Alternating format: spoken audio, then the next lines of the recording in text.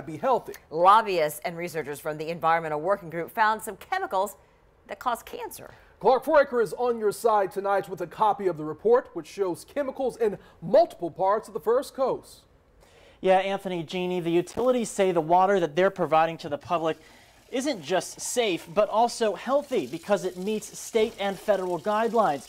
But this report says the water coming into your home, the health guidelines may be more stringent and therefore safer.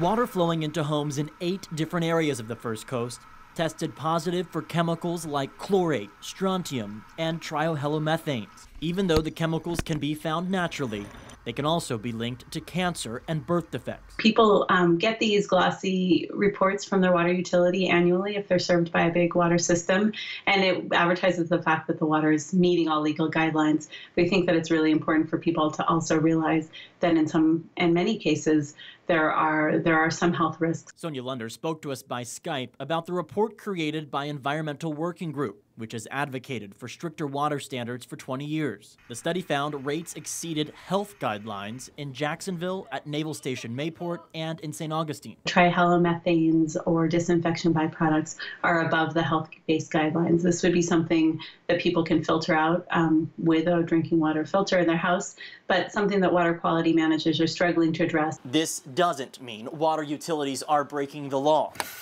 But it does mean the water they're sending into your house might not be crystal clear.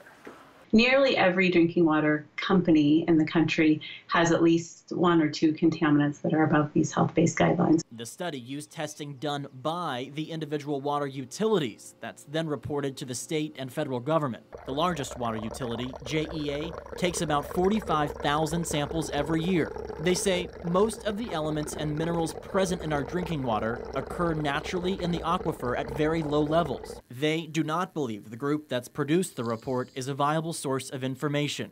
The Public Works Director in St. Augustine says their water has no exceedances or non-compliances, and results are within standards set by the state and federal regulatory agencies. They're in a challenge where it costs more to remove contaminants from the drinking water, and they need both the motivation by legal standards and also people, who say, no, I want a little less cancer risk for my drinking water. So JEA says the group that prepares this report about drinking water does it really to boost sales of water filters. But I reached out to the group, asked them if they sell water filters. They say they don't, and they don't have a relationship with the water filter company. They say they're just trying to educate the public. They do make recommendations on their website about what water filters to buy, and that scientist I talked with says what's important is to make sure the water filter you buy actually filters out the different chemicals that might be in your water. On your side, I'm Clark Foraker, First Coast News.